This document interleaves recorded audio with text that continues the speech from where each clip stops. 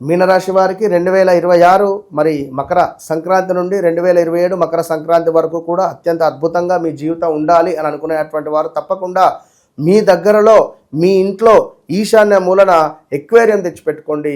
అదేవిధంగా ఈశాన్య మూలన ఒక అద్దం పెట్టుకోండి. ఈశాన్య మూలన తప్పకుండా ఎక్వేరియం పెట్టుకోండి. అదేవిధంగా చేపలకు మీరు ఫుడ్ను అందించే ప్రయత్నం చేయండి, ఫీడింగ్ను అందించేటువంటి ప్రయత్నం చేయండి.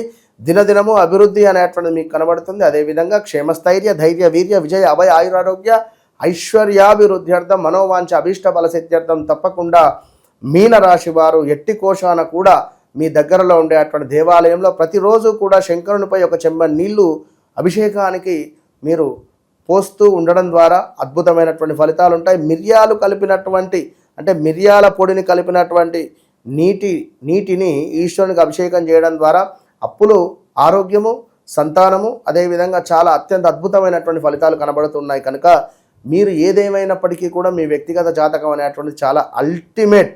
ఎందుకంటే మీరు జన్మించినటువంటి సమయానికి ఏర్పడేటువంటి లగ్నం వేరు, అదేవిధంగా మీ వ్యవహారిక నామం వేరే ఉంటుంది. మరి రెండు రకాలుగా ఉన్నప్పుడు మరి ఏం చూసుకోవాలి అనేటువంటి కన్ఫ్యూజ్లో ఒకసారి కన్సల్ట్ కండి. All the best.